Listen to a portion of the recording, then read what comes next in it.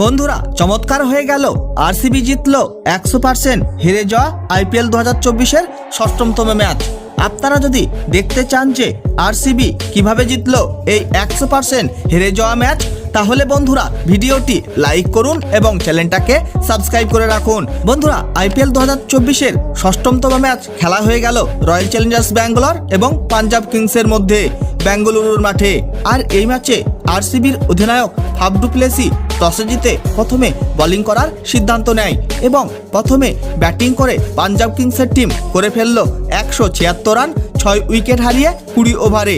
পাঞ্জাব কিংসের হয়ে অধিনায়ক শিখর ধাওয়ান খেলে ফেলল 37 বলে 45 রানের ইনিংস এবং শেষে এসে শশাঙ্ক সিং খেলে ফেলল তাবড়তোড় 8 বলে 21 রানের ইনিংস। তারপর আর কোনো চমৎকার করতে পারলো না পাঞ্জাব কিংসের ব্যাটাররা। আরসিবির হয়ে মোহাম্মদ সিরাজ তুলে নেয় 2 উইকেট 26 রান দিয়ে এবং গ্লেন ম্যাক্সওয়েলও তুলে নেয় 2 উইকেট 29 রান দিয়ে।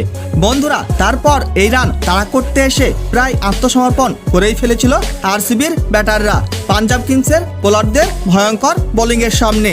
কিন্তু বন্ধুরা তারপর মাঠে এলো বিরাট কোহলির তুফান এবং বিরাট কোহলি খেলে ফেললো 11টি 4 এবং 2টি ছক্কার সাহায্যে 157.14 স্ট্রাইক রেটে 49 বলে 77 রানের মারকাটারি ইনিংস। আর এই বিধ্বংসী ইনিংস খেলেই আউট হয়ে যাওয়ার পর একটা সময় মনে হচ্ছিল যে এই ম্যাচ হয়তোবা আর জিততে পারবে না রয়্যাল চ্যালেঞ্জার্স ব্যাঙ্গালোরের টিম। কিন্তু বন্ধুরা তারপর দীনেশ কার্তিক এবং মহিপাল লোমরোর দুজনেই খেলে ফেললো ম্যাচ উইনিং ইনিংস এবং এরা দুজনেই জিতিয়ে দিল এই 100% হেরে যাওয়া ম্যাচ। তার মধ্যে দীনেশ কার্তিক খেলে ফেললো 10 বলে 28 রানের বিধ্বংসী ইনিংস আর সেখানে মহিপাল লোমরোর খেলে ফেললো 8 বলে 17 রানের তাবড়তোড় ইনিংস। পাঞ্জাব কিংসের হয়ে কাগিসো রবাডা তুলে নেয় 2 উইকেট 23 রান দিয়ে এবং হারপ্রীত ব্রারও তুলে নেয় মাত্র 13 রান দিয়ে 2 উইকেট।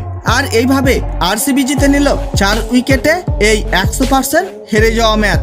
বন্ধুরা ভিডিওটি শেষ পর্যন্ত দেখার জন্য ধন্যবাদ জানাই। তাহলে দেখা হবে নেক্সট কোনো ভিডিওতে।